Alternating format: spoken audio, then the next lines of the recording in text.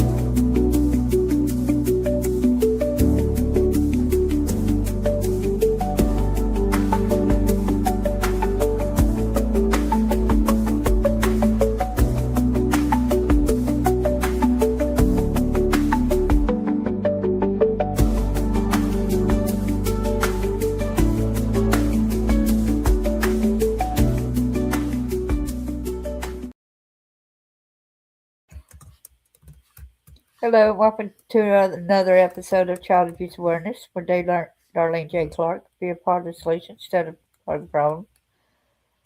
I want to thank everyone for coming in. I'm so glad you're feeling better, Chris, but we're going to continue to pray for you if that's okay with you. Heather, Steve, good to see you. Thanks for coming in. Throughout the holidays, a lot of times we think that, let's just think about what's going on, but we need to remember to keep everyone safe. So, without further ado, I'm going to go ahead and start sharing some information.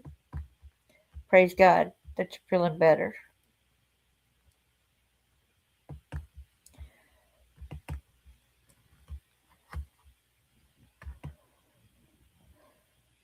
Okay, this is not the one I wanted to share first, but stop sharing that so I get the other one first. I'm sorry. Back over here.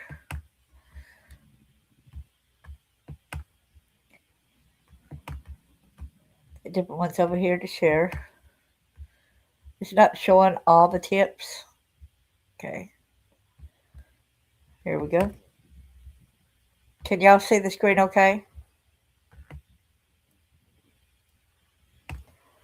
Let me get to my YouTube right quick and see if anyone's got any comments where there's any problems. Just let me know, please. Welcome to Child Abuse Awareness with Darlene.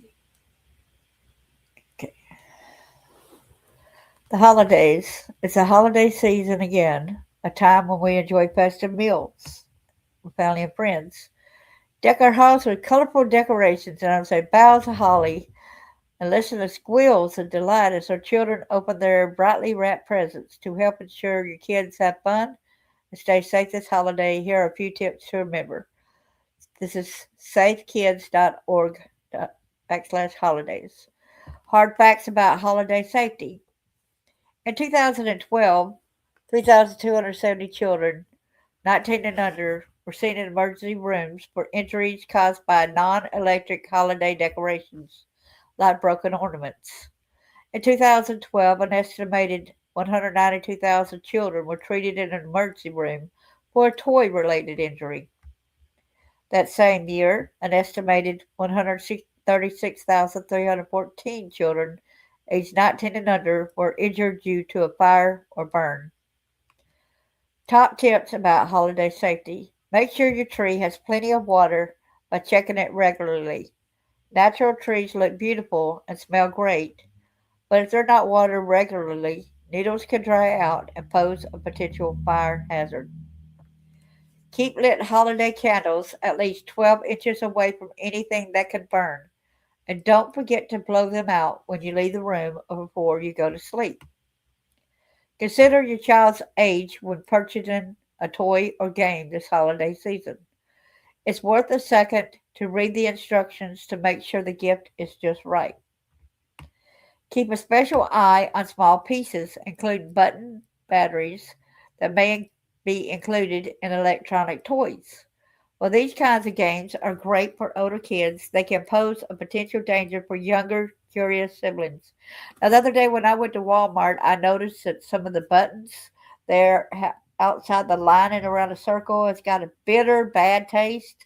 So if a child puts it in their mouth, they're more apt to spit it back out. 5. Prevent burns from hot holiday food or liquid spills. Simply use the back burner of your stove and turn pot handles away from the edge. Back when my kids were growing up, there was a set of twins that we went to church with. One of the twins had like maybe third degree burn scars still on his body. He just had little tufts of hair. He was disfigured because of the burn, where he had got a pot that was at the front of the stove, and it came over and burnt him severely. Number 6, move the ornaments that are breakable or have heavy metal hooks towards the top of the tree. That makes room at the bottom for the ones that are safer for young kids. I never thought about that, but yeah, that's true. I don't even like animals climbing in the trees, y'all. I'm serious. So now we go to the second one.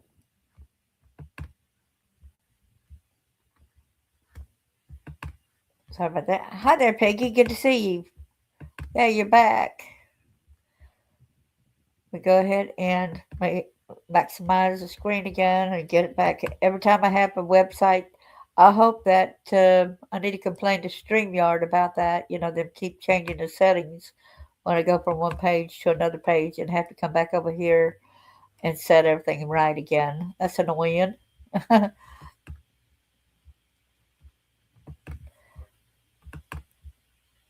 So share the screen.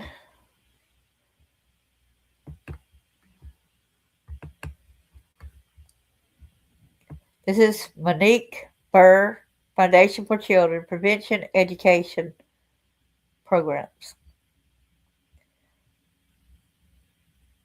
The holiday season can be hectic. Tips to keep kids safe over the holidays. I hope that y'all can read that. It looks pretty, don't look dark. The holiday season can be hectic. Kids are out of school. You're busy with holiday shopping. You may have family coming to town, or you may have be traveling for the holidays. But with all the activity comes increased opportunities for your child to be exposed to abuse.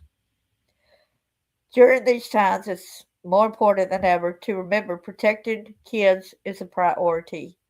Here are some tips to help parents and caregivers ensure children are safe during the holiday season.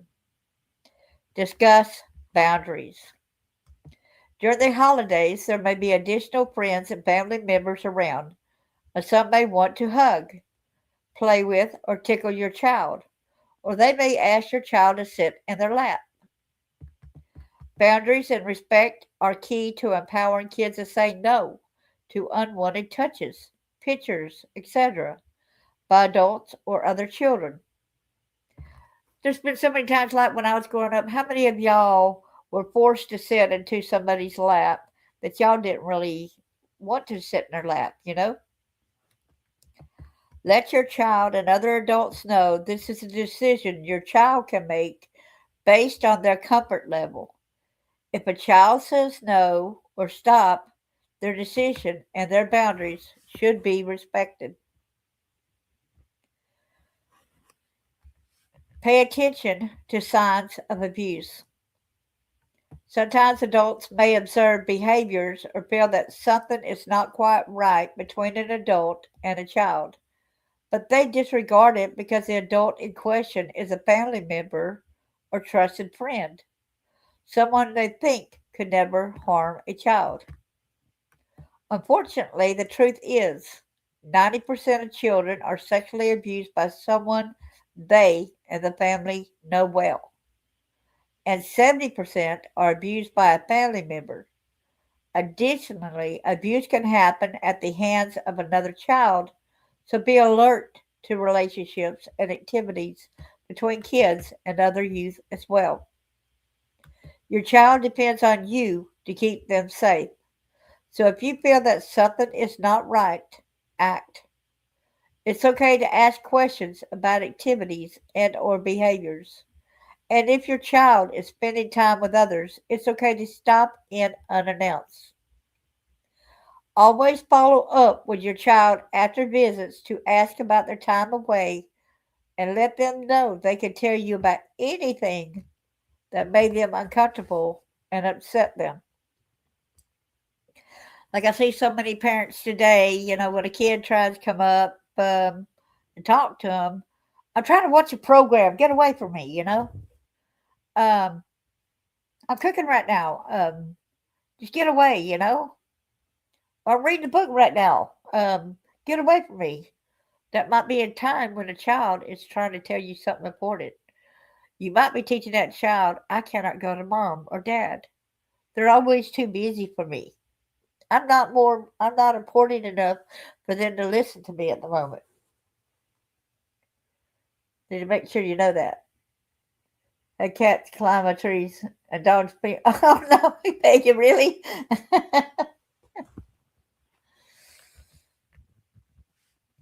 Read the MBF safety brief identifying and reporting child abuse.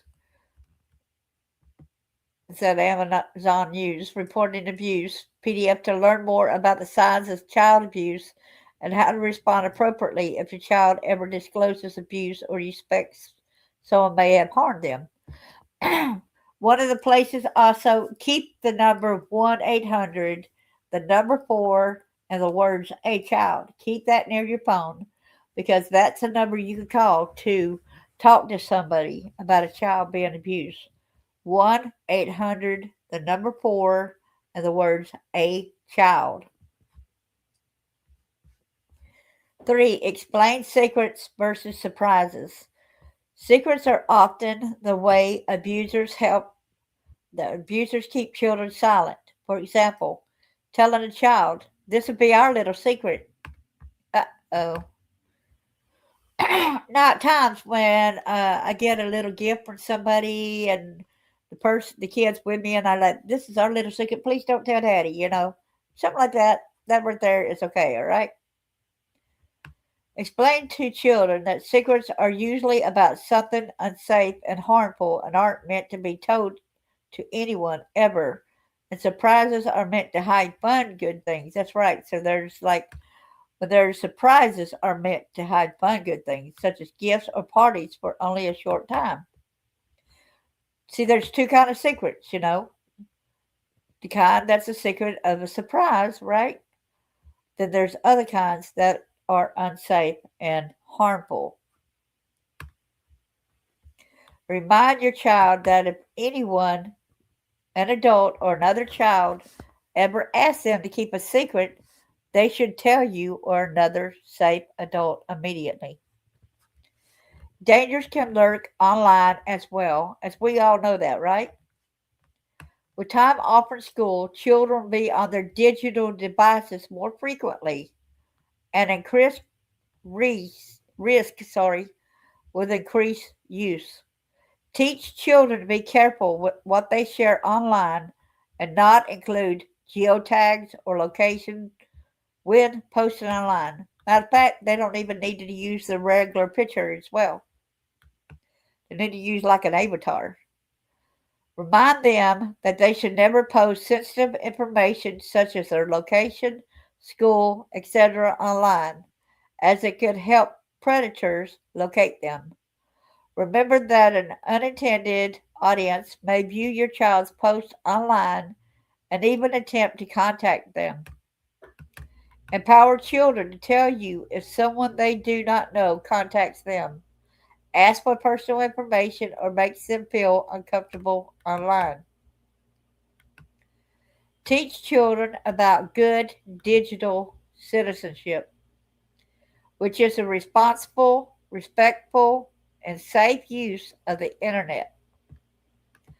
Talk to your children about the importance of being a good digital citizen and how to establish a good digital reputation that will follow them into their future. A lot of kids, I know that they want to fit in, they don't want to hurt somebody's feelings. I guess I want to, well, go ahead and do it because I don't want to hurt somebody's feelings. But no, it ends up in very bad consequences, people. Important topics to discuss include their privacy settings, posting online appropriately, knowing who their online friends are, being kind to others, and being aware of the online environment to minimize risk to themselves and others. There's also to learn more about this topic is right here preventioneducation.org. Cyberbullying and digital safety. 5. Limit one-on-one situations. Limit alone time between a child and another adult if possible. 80% of sexual abuse occurs in one adult with one child situations. So eliminating or minimizing these opportunities will help you better protect your child. When one-on-one situations can't be avoided, look for opportunities where that time is interruptible and observable. Let the person who will be alone with your child know your expectations for your child's safety, that you may drop in unannounced and you'll follow up by asking your child about their visit. One on one between your child and another youth may also provide an opportunity for inappropriate behavior. 30% of all child sexual abuse cases are by another adult, so it's essential to monitor these situations. I'll tell y'all something that happened one Christmas. It was my oldest son with my marriage. It's first Christmas, okay? Me and my husband was going back to my, uh, where we lived with his mom. My stepmom tried to get me to leave my newborn, which was a couple weeks old. I'm glad I did not listen to her because when I got back over there, she said, I'm so glad you took your child with you because there's a shotgun that was placed right here and your child would be dead right now. See the hole in the couch? Your child was sitting right there and he would have got killed. Okay? So I'm glad I listened to that little voice that told me, no, I'm not leaving him with. I didn't trust her anyway, y'all know. But I didn't remember some of the bad memories, which told y'all about what had happened, right? I didn't remember them at the time. But yeah, my son would have been shot and killed if I had left him with her. 6. Use the MBF's 5 safety rules. The MBF 5 safety rules are taught to children and teens through MBF prevention education programs. The safety rules are strategies designed to help youth prevent, recognize, and respond to abuse, bullying, and other types of victimization. The MBF safety rules are as follows: know what's up, spot red flags, make a move, talk it up, no blame, no shame.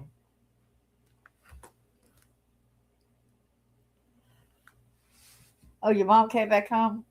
Oh, okay. Glad you're back, Chris.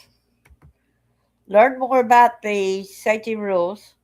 The key to keeping kids safe is early and ongoing communication. Look for ways to start these conversations. Extra guests sleeping in the house or trips to visit family and friends are both good ways to begin this type of conversation. And look for ways to keep the communication going. Two-way communication where your child feels like they can come to you to ask questions should be ongoing. Remember, the holidays are about family and friends, and we want it to be safe and a happy time for everyone, especially for kids. Provide the best gift of all the holiday season, the gift of safety.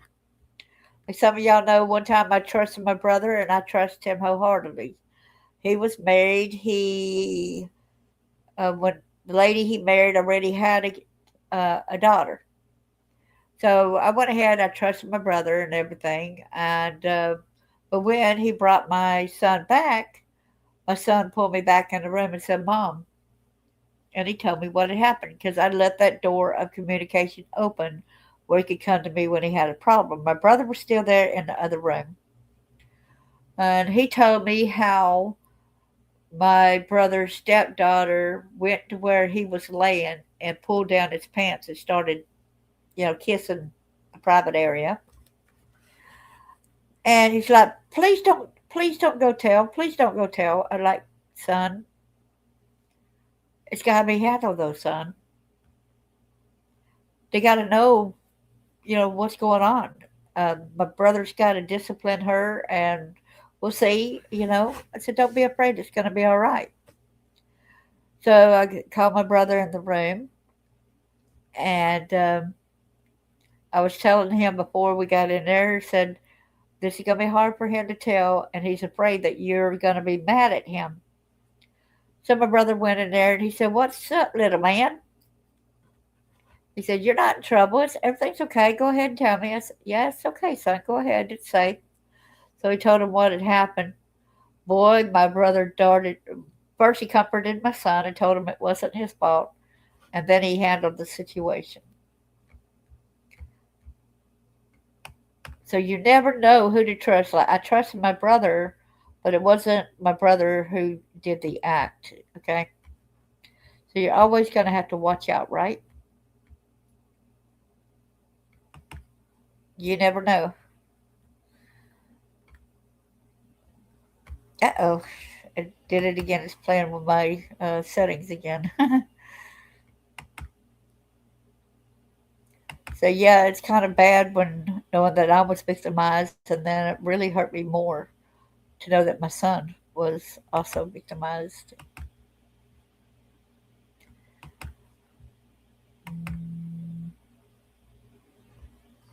So right here is where the Children's Child Advocacy Center. Okay, I'm going to see what they have to say here. See if y'all could hear them.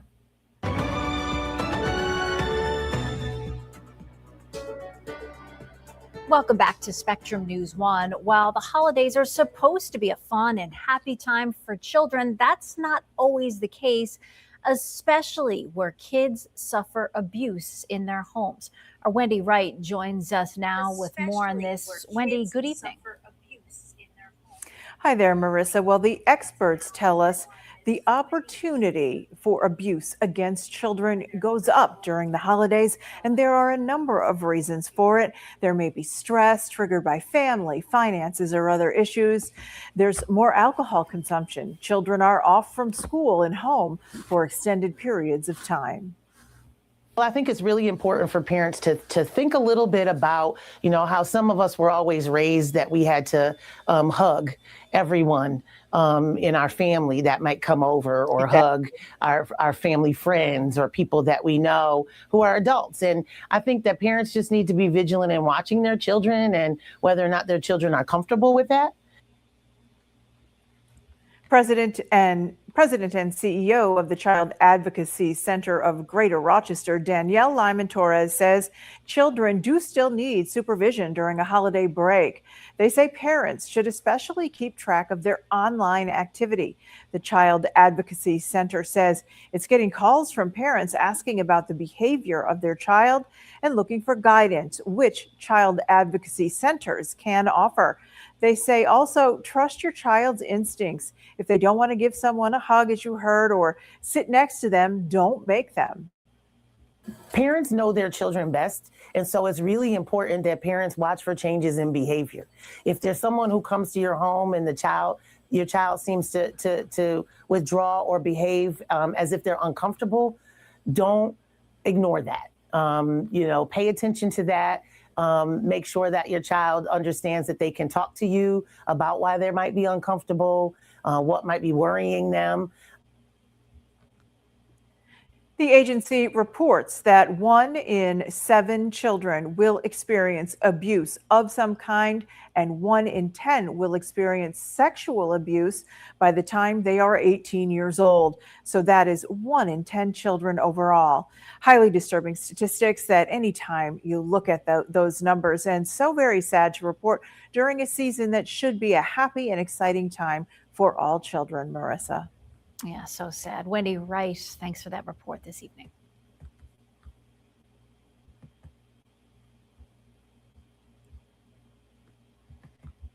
Well, thanks everybody for coming. I thought it's important to get this out there, keeping our kids safe during the holiday seasons. And also, it says that spousal abuse is prominent during this time of the year too. So everybody, please respect each other. Treat others how you want to be treated. Show the love that's necessary, the right kind of love and compassion for others. Treat others how you want to be treated, please. That's the best way to do. Show people that they matter. I say thank you to everyone. May y'all have a Merry Christmas and Happy Holidays. If you want to reach out to me via Facebook, just go ahead and do that. I greatly appreciate and love each one of y'all. God bless.